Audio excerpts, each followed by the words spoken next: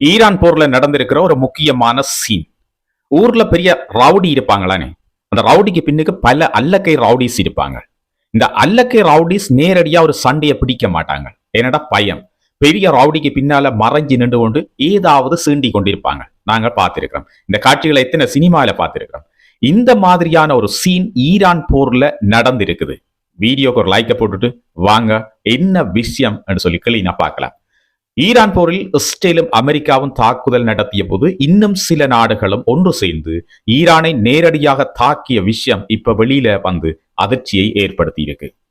Israel மற்றும் அமெரிக்காவுடன் கைகோர்த்து ஈரான் எல்லைக்குள்ள புகுந்து விமான தாக்குதல்களை நடத்தியது ஒரு அரபு நாடு, அது ஐக்கிய அரபு அமீரகம். இந்த செய்தியை நாங்கள் ஏற்கனவே பார்த்திருக்கிறோம். இதுல அதிர்ச்சியூட்டும் செய்தி என்னவென்றால், ஈரானை தாக்க ஐக்கிய அரபு அமீரக விமானப்படை அனுப்பியது ஒரு முக்கியமான நாட்டினுடைய விமானிகளை என்பதுதான்.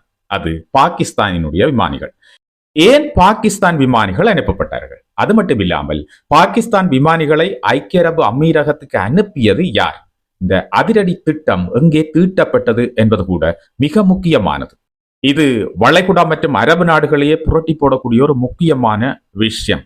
ஈரான் போரில் பாகிஸ்தானினுடைய பங்கு எங்கள் எல்லாருக்கும் தெரியும், மத்தியஸ்தம் வகிக்கின்ற ஒரு பங்கு. ஈரான் போரில் வெளிப்படைத்தன்மை இல்லாமல் ஐக்கிய அரபு அமீரகமும் அதோட சவுதி அரேபியாவும் ஈரானுக்குள்ள பல தாக்குதல்களை நடத்திய செய்தி முன்னரே கசிய விடப்பட்டிருந்தது.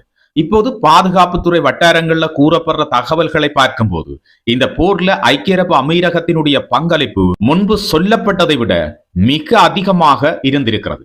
சொல்லப்போனால் ஈரான் மீது தாக்குதல் நடத்தியது அமெரிக்கா மற்றும் இஸ்ரேலிய இருநாட்டு கூட்டணி என்று சொல்வதை விடவும் அமெரிக்கா, இஸ்ரேல் மற்றும் ஐக்கிய அரபு அமீரகத்தினுடைய கூட்டணி என்று சொல்லக்கூடிய அளவுக்கு இந்த தாக்குதல்கள் இருந்திருக்குது.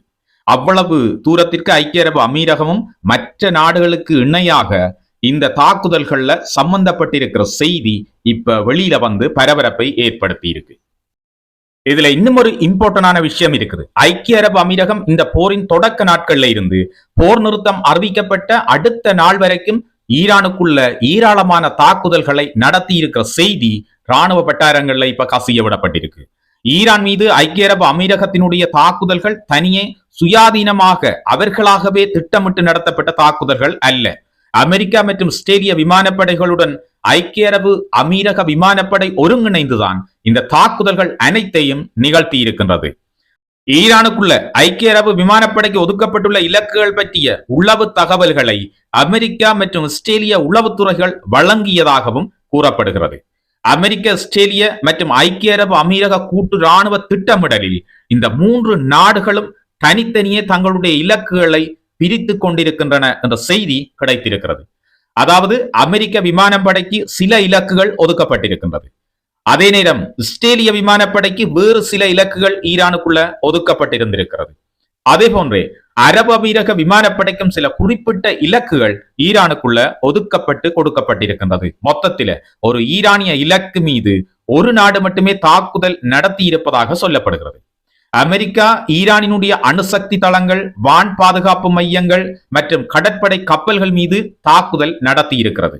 இஸ்ரேலிய விமானப்படையினுடைய விமானங்கள் ஈரானினுடைய ஏவுகணை தளங்கள், ஆளில்லா விமான ஏவுதளங்கள் மற்றும் ஏவுகணை தயாரிக்கும் தொழிற்சாலைகள் மீது தாக்குதல் நடத்தி இருக்கிறது. அதே நேரம் ஐக்கிய அரபு அமீரகம் தாக்கிய ஈரானிய இலக்குகளில் ஹோமோஸ் நீரிணையில் உள்ள ஹெம்ஸ் மற்றும் அபு முஷா தீவுகள், பண்டார் அப்பாஸ், பாரசீக வளைகுடாவில் உள்ள லாவன் தீவில் இருக்கும் எண்ணெய் சுத்திகரிப்பு நிலையம் மற்றும் அசாலுயே பெட்ரோல் கெமிக்கல்ஸ் வளாகம் ஆகியவற்றை தாக்கி இருப்பதாக செய்திகள் இப்ப கிடைச்சிருக்குது.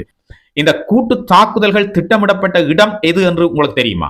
ஐக்கிய அரபு அமீரக விமானப்படையினுடைய அல் சப்ரா விமான தளம்.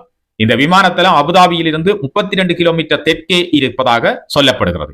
ஈரானிய இலக்குகள் மீது தாக்குதலுக்கு பயன்படுத்தப்பட்ட விமானங்கள் ஐக்கிய அரபு அமீரக விமானப்படையினுடைய F-16 ஃபைட்டிங் பால்கன் ரக விமானங்கள் என்றதும் இப்ப கசிய விடப்பட்டிருக்கின்ற தகவல்கள். கவனிக்க வேண்டிய மிக முக்கியமான விடயம் ஒன்று இருக்குது. ஈரானுக்குள் தாக்குதல் நடத்திய ஐக்கிய அரபு அமீரக விமானப்படையினுடைய F-16 விமானங்களை இயக்கிய விமானிகள் யார் என்றா அதிர்ந்து போவீங்கள். அவ்வளவு பேரும் பாகிஸ்தானிய விமானிகள். ஐக்கிய அரபு அமீரக விமானப்படை அனுப்பிய அனைத்து விமானிகளும் பாகிஸ்தான் விமானிகள் என்பது குறிப்பிடத்தக்கது. இவர்கள் பாகிஸ்தான் விமானப்படையினுடைய முன்னாள் விமானிகள். ஒப்பந்த அடிப்படையில ஐக்கிய அரபு அமீரக விமானப்படையில இப்பொழுது பணிபுரிந்து கொண்டிருக்கின்றார்கள். பாகிஸ்தான் விமானப்படையை பொறுத்தளவுல ஒரு ரூல்ஸ் இருக்குது. 20 ஆண்டுகள் அந்த விமானப்படையில பணியாற்றினா போதும், ஓய்வு பெறக்கூடிய ஒரு வாய்ப்பு இந்த பணியாளர்களுக்கு இருக்கு. ஆகவே பாகிஸ்தான் விமானப்படையில ஓய்வு பெற்றுவிட்டு ஐக்கிய அரபு அமீரகம் சென்றால் அங்குள்ள விமானப்படையில நிச்சயமாக பாகிஸ்தான் விமானிகளுக்கு வேலை கிடைக்கும் என்றது ஒரு உத்தரவாதம். அதுவும் அந்த விமானிகள் பாகிஸ்தான் விமானப்படையில F-16 விமானங்களை இயக்கி இருந்தால் மிக இலகுவாக ஐக்கிய அரபு அமீரகத்தில வேலை செய்யக்கூடிய வாய்ப்பு அவர்களுக்கு அதிகம். ஐக்கிய அரபு விமானப்படையில பணியாற்றி கொண்டிருக்கிற வெளிநாட்டவர்கள் பெரும்பாலானவர்கள் பாகிஸ்தானிய மண்ணை சேர்ந்தவர்கள். விமானிகளுக்கு பயிற்சி கொடுக்கின்ற பயிற்சியாளர்களும் கூட அதே நாட்டை சேர்ந்தவர்கள் என்றது குறிப்பிடத்தக்கது. அது மட்டும் இல்லாமல் இன்னொரு விஷயம் இருக்குது.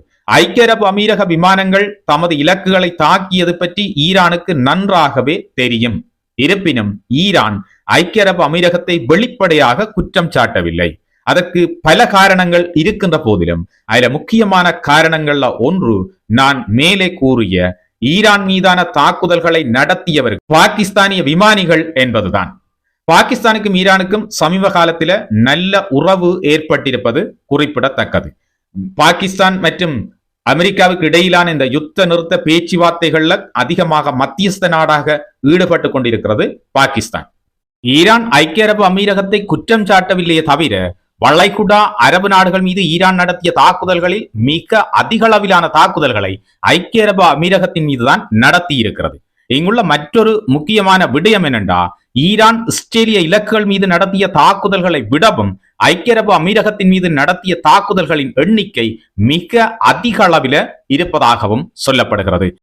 ஐக்கிய அரபு அமீரகத்தின் எண்ணெய் மற்றும் எரிவாயு உட்கட்டமைப்பு மீதான டெஹ்ரானின் தாக்குதல்களுக்கு பதிலடியாக அமெரிக்காவின் தாக்குதல்களில் சில ஈரானிய எரிசக்தி தளங்கள் குறிவைக்கப்பட்டிருந்தன. இப்போது தெரிய வந்துள்ள மற்றொரு முக்கியமான விடயம் என்னவென்றால், இஸ்ரேலிய விமானப்படை மற்றும் ஐக்கிய அரபு அமீரக விமானப்படை இணைந்துதான் ஈரானுக்குள் ஒரு கூட்டு தாக்குதலை நடத்தி இருக்கின்றது. இந்த கூட்டு தாக்குதலின் இலக்கு ஈரானின் அஸ்ஸாலுயே பெட்ரோகெமிக்கல் வளாகம். இஸ்ரேலுடன் அமெரிக்கா இணைந்து நடத்திய அஸ்ஸாலுயே தாக்குதல் குறிப்பிடத்தக்க அளவில் சர்வதேச எதிர்ப்பை பெற்றது. அந்த எதிர்ப்பு காரணமாக ஈரானின் எரிசக்தி தளங்கள் மீதான தாக்குதல்களை நிறுத்துமாறு இஸ்ரேலுக்கு அமெரிக்கா உத்தரவிட்டது.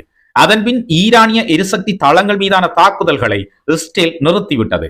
இங்க முக்கியமான விடயம் என்னென்றா, அந்த எரிசக்தி தளத்தின் மீதான தாக்குதல்களுக்கு சர்வதேச கண்டனம் தெரிவித்த நாடுகள் இஸ்ரேலை மாத்திரமே குற்றம் சுமத்தின. ஐக்கிய அரபு அமீரகத்தின் பெயரை யாருமே தமது குற்றச்சாட்டில் சேர்த்துக் கொள்ளவில்லை. ஈரானிய போருக்கு முன் ஐக்கிய அரபு அமீரகம் உட்பட வளைகுடா அரபு நாடுகள் தங்களின் வான்வெளி அல்லது விமான தளங்களை ஈரான் மீதான தாக்குதல்களுக்கு பயன்படுத்த அனுமதிக்க மாட்டோம் என்று கூறியிருந்தன. ஆனால் போர் தொடங்கிய பின் ஈரான் வளைகுடா நாடுகளுக்குள் பொதுமக்கள் உட்கட்டமைப்புகளை தாக்கவே சில நாடுகள் தங்கள் போக்கை மாற்றிக்கொண்டன. அந்த நாடுகளில் முன்னணியில் இருந்ததுதான் ஐக்கிய அரபு அமீரகம். காரணம், ஈரானிய தாக்குதல்களில் பெரும் பாதிப்பை ஐக்கிய அரபு அமீரகம் தான் சந்தித்திருந்தது குறிப்பிடத்தக்கது. போரின் ஆரம்பத்தில் ஈரானுக்கு எதிரான தாக்குதல்களில் பங்கேற்க சவுதி அரேபியா மறுத்ததால் அதன் பட்டத்து இளவரசர் முகமது பின் சல்மான் மீது ஐக்கிய அரபு அமீரக ஜனாதிபதி ஷேக் முகமது பின் சயீத் அதிருப்தி அடைந்ததாக வளைகுடா செய்திகள் தெரிவித்திருந்தன. இது ஈரான் போரில் இன்று மற்றொரு செய்தி தொகுப்பு. நான் RM ராம். இதுவரை நேரம் எம்மோடு தொலைக்காட்சி, தொலைபேசி மற்றும் கணனி வழியாக இணைந்திருந்த அனைவருக்கும் எமது நன்றியும் வாழ்த்துக்களும். மீண்டும் இன்னும் ஒரு செய்தி தொகுப்போடு உங்கள் அனைவரையும் சந்திக்கின்றேன். இதுபோன்ற முக்கிய செய்திகளை அறிந்து கொள்ள உலக விவரம் சேனலை சப்ஸ்கிரைப் செய்து எம்மோடு தொடர்ந்து இணைந்திருங்கள். வீடியோ பிடிச்சிருந்தால் லைக் பண்ணுங்க. வீடியோ தொடர்பான உங்களுடைய கருத்துக்களை பதிவிடுங்க.